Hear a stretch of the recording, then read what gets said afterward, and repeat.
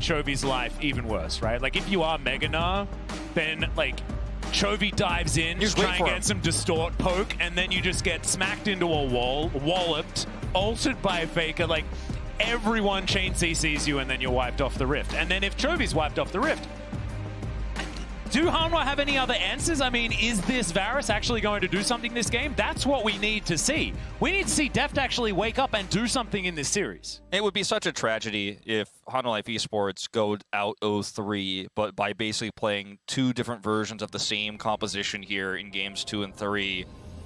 Again, I think a lot of that last game really turned when that Blast Cone was destroyed. Morgan didn't get to team fight, and they got totally destroyed on the Rift Herald, and T1 got a ton of vision control. So much extra gold pumped into this Gwen early on, who ended up going 5-1, I believe it was, at the end of the game. That's not going to happen probably this time around. So will be a very different game. The question is, can Hanwha Life Esports get an early advantage? Well, they are going to try, and this would definitely be an early advantage. We are sub 1 minute, and already we've got Hanwha going on a bit of an excursion into the enemy jungle. It's a bit lonely in there, though, as T1 just going to allow them to get a cheeky little ward on the Krug camp here and make their way back out again.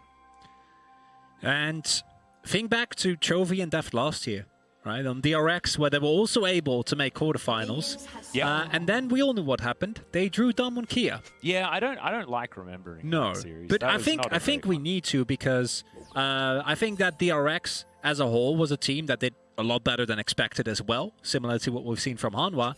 And there are three players from that team in this series, and one of them is very, very happy. And one of them is feeling great. He's up 2-0 in quarters, about to reach the semifinals if they can find a win here in Carrier, of course.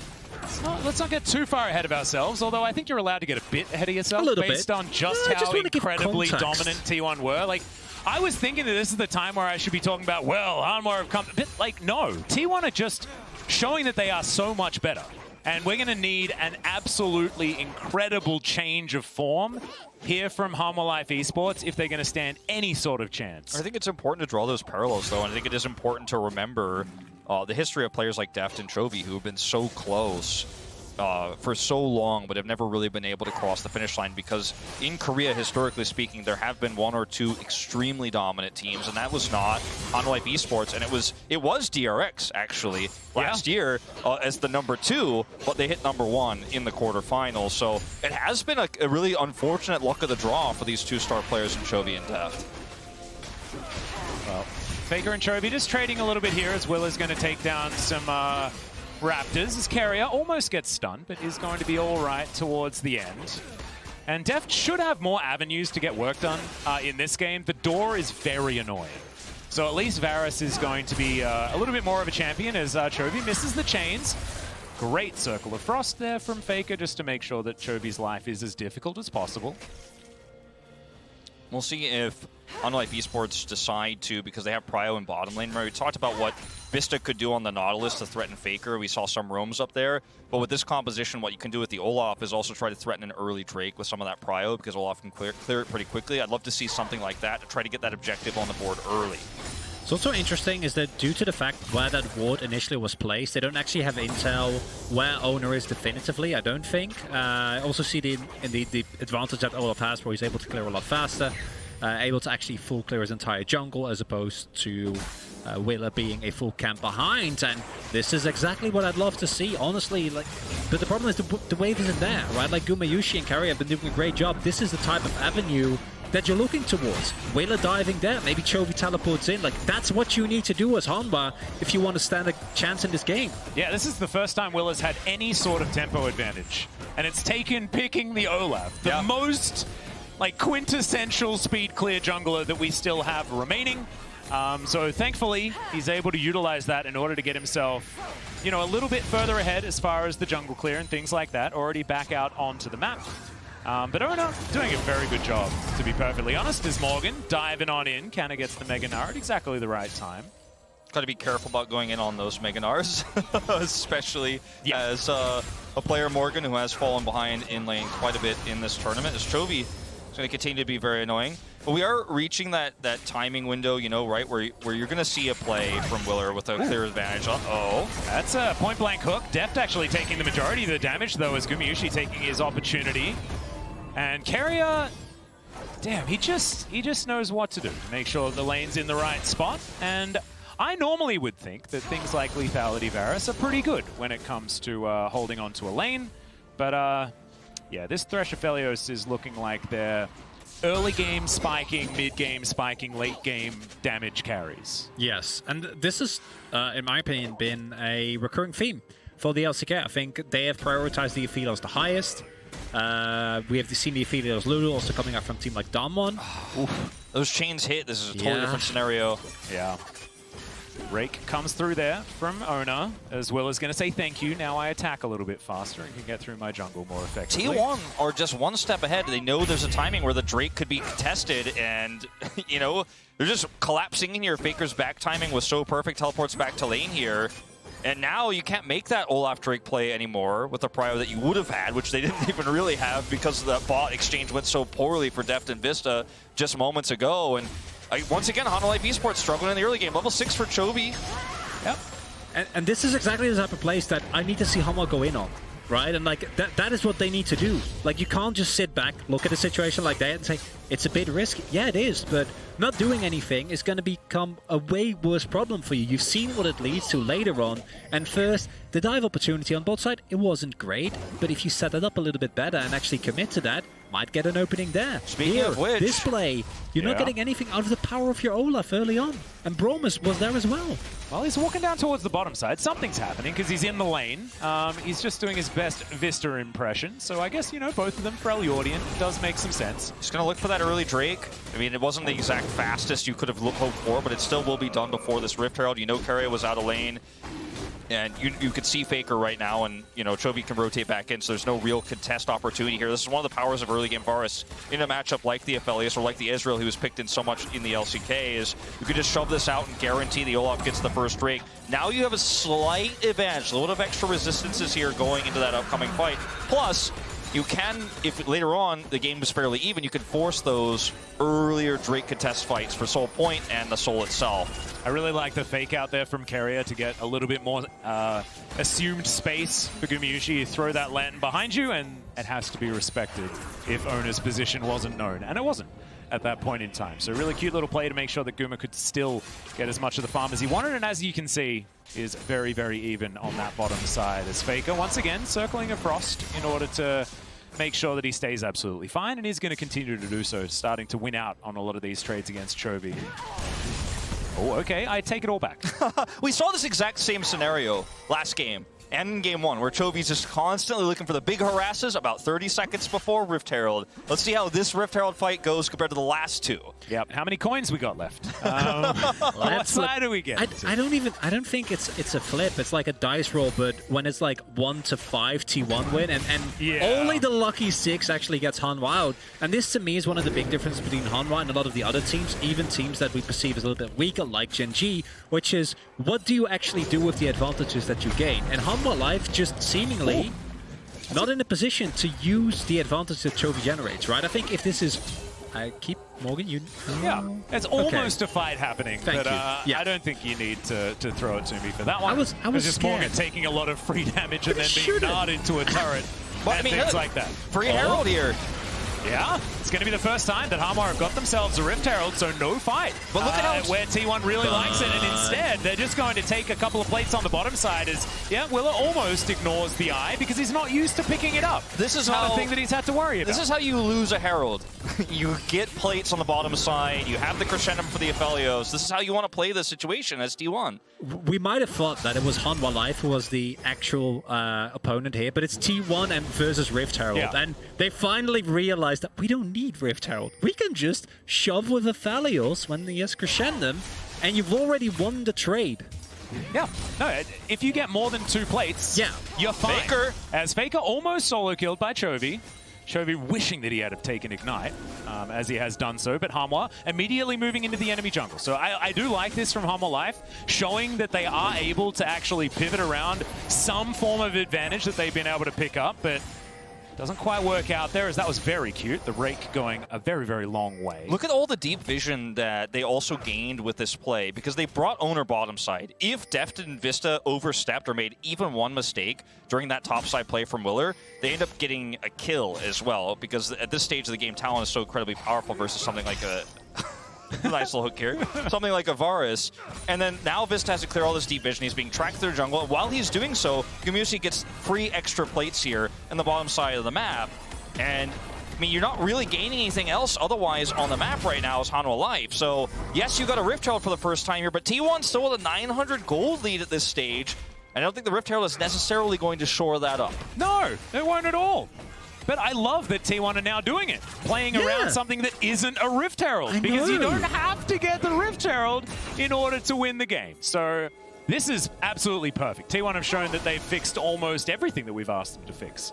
That was the one glaring issue, right? That was the one. Yeah, that was by the one everything they needed to fix, we mean the one thing that they needed to fix was the predictable Rift Herald fights. We won't give away the answer to Dom 1 Kia yet until after they win the finals. Teleport going to come through here. Chovy going to look to harass, but yeah, this is the best of the 3 so far here for Hanwha Life Esports. Well, the hook's going to come down. Vista still can get stunned up from this Gravitum as well, but Gumayushi taking a fair bit of damage there. Not going to see what happens at the end, though, as Will is going to make his way into the river, gets double raked, and gets a thumbs up for it. Very, very nice, as that's a Gravitum stun that's going to land. The hook is going to go completely wide, though. That was an odd maneuver. Carrier gets stunned up. And now Will is making his way in, but Owner in perfect position. Do you want to fight a low-health Olaf, though, is the question? And Owner's answer is absolutely. Yes, I would very much like to do that, as Stand Beside Me comes on in, and Owner's going to get exhausted. That's the flash forward. Owner thought he'd done the calculation, but it doesn't quite work. Everyone's health bar is extraordinarily low, though, and T1 are closing in on this bottom side of the map. Deft, yeah, Vista's going to have to cancel the back, because he doesn't want to leave Deft alone, as the rake's going to be avoided this time. Deft is going to flash, get himself out of the way. Not a lot of summoner spells left remaining, and first blood goes to Gumayushi as piercing arrow comes in, but there's a lantern, and so Carrier's going to get him to safety. And there's nothing to be done, right? It's the exact same scenario. T1 is the one with a draft that, yeah, they can make corrective plays. They don't necessarily need to, but they get the shove, they put down the ward, immediate teleport comes through from Kana, who has already set up with a big Narbar, and now Faker teleports, catches the top side wave, makes sure that Morgan doesn't actually get the push going. You get the first turret blood on your Aphelios. It's just disaster for Hanwha. If you can't get Faker's teleport here, you're not really winning out. And even if you did, you know, even if Morgan is able to get an extra plate or 2 here, this is an Aphelios with Crescendum who can burst down that turret. He gets all plates and first turret, so 610 extra gold going through. They get a Drake here. And, I mean, killing Faker with this rotation up here for Hanwha Life Esports is not realistic to expect. And T1 are already on the case. Well, Rift Herald comes down. Faker taking a bit of damage here. That Rift Herald placement. Yeah, that's an odd. It's definitely not the optimal placement there. As Canna's looking for the solo kill onto Chovy. Chains are going to connect though, as there's the hyper proc, and Canna flashes, gets the distortion. Man, that was so close to Chovy just being destroyed by the top laner that's having the game, the day of his life right now. I mean, that Rift Herald was very, very optimistic, to say the least, team. That was not it. I mean, like, you can't look for a kill on the Faker. The rotation is fast for T1. They're just one step ahead of the macro yet again. I'm pretty sure that it must have timed out. Otherwise, yeah, like a position like that, you're just not going to place it down. Especially because you can read that the rotation from T1 is coming through, right? They've pushed in the bot side turret. They've done lane swaps every single game so far, even when the bot lane isn't pushed down. You see Gumayushi and Carrier back, so it's a completely obvious play. And yet again, I gotta give praise to Owner. The way that he also played that bot side skirmish, how he knows his limit, just going in on an Olaf like that, like sidestepping the Prom, Winter's Bite, like there's so much control and confidence. This is a rookie player. Owner is 17 years old. This is his first Worlds appearance ever. It's mind-blowing. His first international event. Like, and it's all of T1 doing it at the same time as well. This isn't like an outstanding performance by certain players, right? This is all of T1 stepping up. This is Carrier being, well, actually, he's been stepping up all year. So I guess he's just exactly. This is normal but normal Carrier is already amazing. That's absolutely fine. Faker, world class. We already know that. He's the greatest player of all time. But when you've got the other pieces of the team working this beautifully, this is 100% finals contender T1 right here. Like, this is the first time this year that I've seen T1 be just as suffocating as they have in the past, in those glory days that we talk about. And maybe it's about being against Humble Life Esports, but if you're a T1 fan, you can be very happy about this as a glimpse to what could happen in the semifinals. Yeah, I mean, we did mention how close it was with Humble Life Esports in their groups against RNG, one of the big favorites, as well. There will track owner here. I'll just get out here with the ultimate. It's not even ships in the night. Like, Willa knew he was there. He's just like, well, no, I'm not going to be able to fight you. And owner's like, I can't fight you either. And then they just walk away. It's been, 2 years since T1 have tried to put a 4th star on the jersey, right? And this feels to me a lot cleaner than 2019 T1, as Faker will sidestep the chain. Man, it looked a bit dangerous, but wasn't ultimately in the end because, of course, Faker still had the ultimate available. I think a lot of people look at what this part of the bracket is as Gumushi. That's an aggressive spot. That Lancer didn't reach. Yep, he got the ward down, but he'd already clicked. So thankfully, Gumushi is going to be able to make his way out.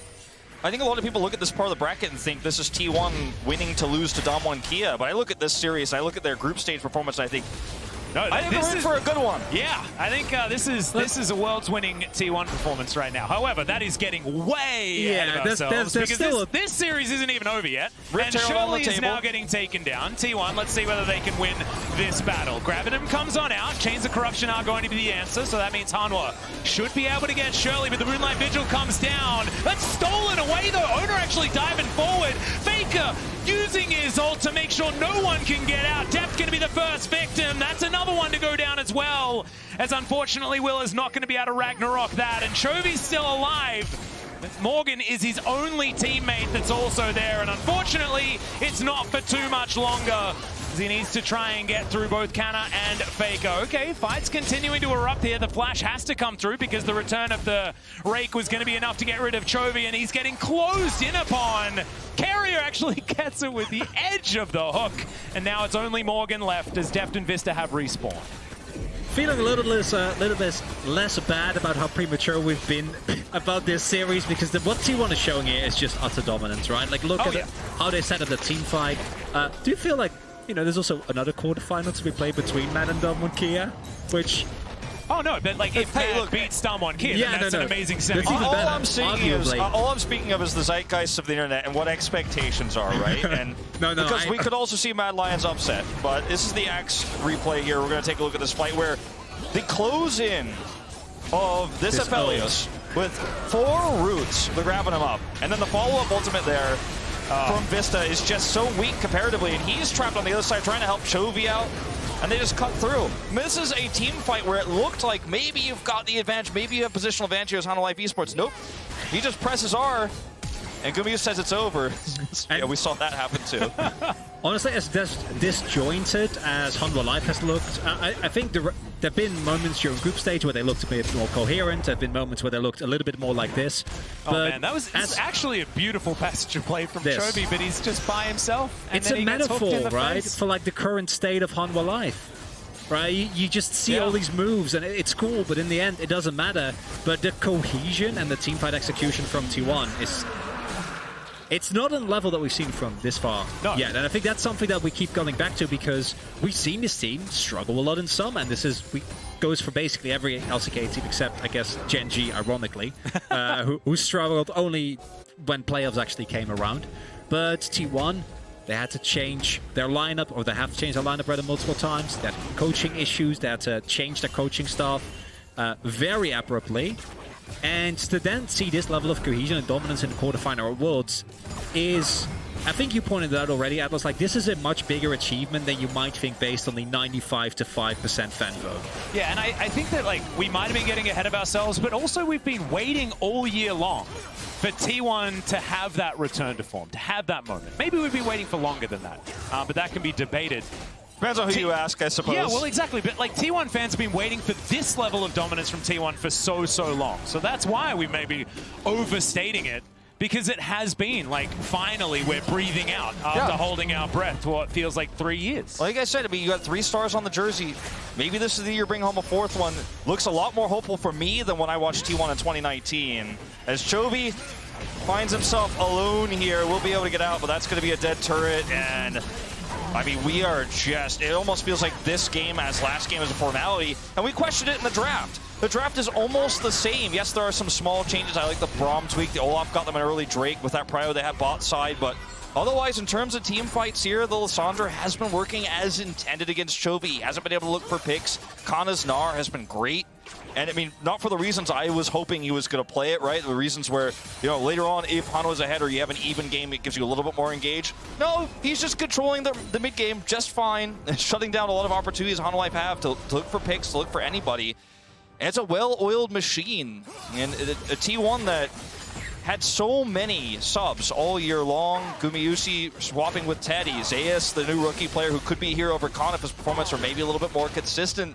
You know, Cuz as well in the jungle. But this is the roster they ended up with, and this is the roster looks like they're headed to semis with. Yeah, I'm saying that this was the right roster as well, based on today's performance. This has just been a masterclass from T1. I mean, we can be talking about HonoLife Esports and how they look like a shadow of what they looked in the group stage. Maybe we're getting an idea of just the power level difference between these two groups, something like that. But honestly, it feels like there has just been a collapse of HonoLife. And it's sad to see. I think a lot of people were expecting this to come earlier. So it's, you know, you still need to congratulate Hanwha for making it out of the group stage just in general. But I think a lot of people dared to hope for more from this team. Zona taking a bit of damage from Chovy, but not going to be too worried about it, actually. Okay, Lantern's not going to save him, but he is able to walk his way out as now Carrier doing the same thing.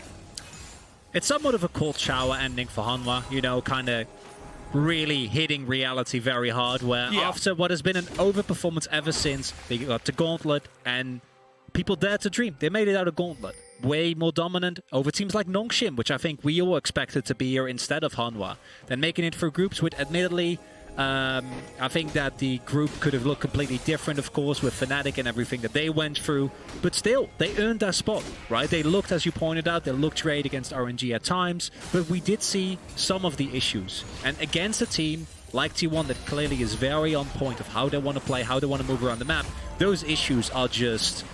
There's a pinpointer on them, and you can't ignore them anymore, right? It's just, you can't kind of outplay this away. Some of these things that HonoLife need to evolve, you can't evolve during one World Championship of a tournament. It's going to take longer than that, and it's going to take a lot more time. We'll see if this roster stays together next year or not. When Chovy's contract expiring at the end of the year, who knows? But I got to say, you know, for Willer, this is probably going to be one of the biggest learning experiences he'll ever have of his whole career. As HonoLife Esports don't have any vision on the Baron. They know what's being done, though. They're going to go through this choke point. Yeah, some scary guns on Gumayusi as well as the ult comes forward from Vista, trying to start this one off in their favor. It's not the steal, and it's just a dead Willer to start this one off. But at least Morgan dives on forward, takes out Faker, tries to drive by, but it's not going to work. Deft now going to be the focus. It's Gumayusi. That's so many chakrams. He is terrifying on this Aphelios. Vista going to get taken down, and now Owner parkours his way into this top lane. Deft a sitting duck right now. And it's the double kill to come through from the T1 jungler. And that, I think, was the last gasp from HonoLife Esports. And unfortunately, it was not very loud. Certainly not. And, I mean, look, you have to fight their choke point here. The fact that they're able to trade Faker back is a testament to Morgan's patience, you know, throughout this game. He does go in there and help take Faker out, but the Red Bull power play, Baron power play, I should say. It's already 3.4K! And it's going to get larger. This is going to be a Drake as well, controlled here. I mean, as HonoLife, look, you're walking through this choke point. The ultimate goes down onto Gumayusi, but he is not phased. And as you point out, Kronk, so many times, this team is not all together on the same pace. The cohesiveness isn't there, and then added to that, which is the third time in a row, this comp from Hanwha, they need a lead. We have seen these comps work if they get out early, but now Carrier is going to get hooked. Don't miss. Yeah, Carrier is just a little bit too good on this Thresh. As Faker's going to come on through, throws down the ultimate. That is going to be Soul Point now available for T1, but I don't know whether this game has another 5 minutes in it, as this inner turret's getting sieged up. To check in on that Red Bull Baron power play, we're very close to 4K. And Faker's going to take down the inner turret in the mid lane. Same to be said for this bottom lane for the rest of T1. And we're going to head towards about that 5,000 mark. HonoLife, can they actually defend this is the question. I think the answer is almost a glaring no.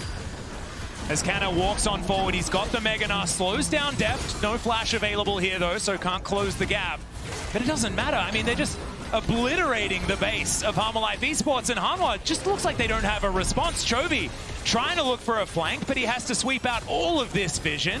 And T1, they've got all of the answers. Gumayusi now with the Graviton stuns up almost everyone by himself, gets the ulti out from Vista. And now Hanwha have to get back to their fountain. What can you do? I mean, there's nothing, absolutely nothing. And this is, again, it's a big change from what you want to do. Because look, that vision line that is there is to prevent the exact 1 in a million type scenario where you lose this game, right? Where Chovy gets the flank, blows up Gumayusi, gets the shutdown, and then a series of increasingly less likely events continue to transpire until we actually get to the Hanwha I'm sure win. there is a universe in the multiverse where that has happened. But I think we're getting down to like single-digit universes. I don't think this is the possible. one, unfortunately. I mean, you know, sometimes the underdog wins, sometimes it's exciting, and sometimes you have the cool narrative and the really awesome storyline that everyone remembers and everybody talks about. But sometimes T1 smashes you 3-0, they return to form, and I hate to say it, but I don't think people will be talking about this series from years to come. This is one of those series where you go, there were a lot of cool things that could have happened here, but they didn't. They played a composition that needs to get ahead. They did not get ahead twice in a row, and T1 are just looking at the round of format. They're saying, we are a semifinalist team. Yep. Heck yeah, they are. They still need to do a few of the formalities, which is destroying the enemy nexus in, you know, your match point game of game number 3. But I think it is getting pretty close to just a formality at that stage. 10,000 gold the lead at 26 minutes in. I don't think that this will officially count as a shellacking if I was to talk to Jake Spawn Tiberi about it. However, this has been extraordinarily dominant. It has been, yeah. And the only saving grace, honestly, is the fact that right now there is no Baron buff or the Baron up. And that's that early Drake. You know, Willow was actually able to pick that one up. That bought you a couple of extra minutes. Are you looking for the positives? Is that what you do? No, okay. I don't. It's like, well, he was able to get a dragon. That's what good. We talked about it earlier. You know, I was kind of leading into this, but if you're ahead and you get that Drake, it's so powerful. But with this composition from behind it means almost nothing, sadly. Especially because this is not a burst composition for T1, so even that extra, you know, resistance that you're going to get from that solo Mountain Drake is just puny in the face of a 3-item, soon-to-be 4-item Gumayusi. It's almost 4 items on Aphelios, so I mean, it is kind of a burst comp, but it's also a DPS comp, you know? I guess so. Because like his DPS each second is a burst window of one of the Hanwha Every auto is a burst window. Yeah. It's like, wow. It's and there it is, the rapid-fire cannon, so you can get that extra damage from further away. Oh no, the burst window comes even earlier. It's, I mean, as Chovy here, what do you do? I mean, this is You're trying to be the leader of this team. You're trying to carry your, yes, 50, 60 CS up on Faker, but... At what point does the burst window stop being a window and becomes like, like a wall? Maybe it's a burst hallway. Yeah. Or like one of those cool glass ceilings. Maybe like a... There's no glass ceiling. This is Aphelios. It doesn't have a ceiling. It's a very good point. It does not exist too many years. I mean, well, I guess maybe it's 200. Maybe that's Chovy's clearing minions. I don't know. He's got teleport, but you've got no wards to teleport onto here. You got no angles. All T1 have to do is group up as 5 and start this Baron, which will disappear faster than you could blink an eye. Once again, no vision for Hanwha Esports. We're going to watch the same fight happen again. Maybe this time the miracle can occur. Because, I mean, you are praying for a miracle if you're a Hanwha Esports fan. Tournament life on the line here. I don't know, man. Even a miracle may not be enough here as Hanwha. They don't even get towards the pit. The Baron is secured. Willa now down extraordinarily low. It says he's unstoppable, but it's looking pretty stoppable right now as Gumayushi's dominating as he takes down the jungler. Hanwha now running for the hills as quickly as possible. Decent disengage ult from Vista as Chovy dives into the backline. Gets exhausted though straight away. Morgan with the dominance gets on top of Gumayusi, but there's so much peel and he is going to be okay. Lantern thrown out for Faker as Chovy flashes himself out of the way. Morgan doing the same thing as Ona goes golden. Vista and Depth still alive for the moment. But the talent has found Avaris, and yes, the base is being absolutely destroyed. Chovy now on the wrong side, and this is going to be the ace almost, as Morgan the only one left remaining. But Nexus turrets aren't going to be here, and T1, they are just looking to end this game right here and put Harmolife Esports out of their misery. Canna was staying there for quite some time, but honestly, he probably can, as the rest of T1 are going to turn up. This game would have already been over if Faker was actually able to finish his teleport. He was teleporting to the bot side wave, but Chovy interrupted him. It doesn't even matter though. It's heroic, but it's not going to matter. T1 will 3-0 Harmolife Esports. They wanted to do this in the World's Gauntlet. Thankfully, they got a second try, and damn, second time was the charm. T1 advanced to the semifinals in the most dominant fashion, I think, an international competition of League of Legends could even imagine. And I gotta say, I think Harmolife Esports fans are disappointed with the result. You go 0-3, but not only do you get dominated in 3 back-to-back games, but you try the same draft twice, and both times it fails hard. And Chovy, his last moments in this tournament will be interrupting Faker's teleport, trying to look for the kill on his longtime rival here in the LCK, unable to get the kill, unable to close out the series. And it's a rough losing streak here for Harmolife Esports. Remember, they lost that last game. It could have been the first seed, might have had a different opponent. That last game that they lost, where Chovy died in mid next to the inhibitor, is, you know, what led to this matchup, which led to a 0-3, and it's a tragic loss. I hate to say it, but it really is for some of these legends. Deft, a true veteran of League of Legends. Yeah, but I think if you're Harmolife Esports, you can still hold your head high, right? This is a team that managed to do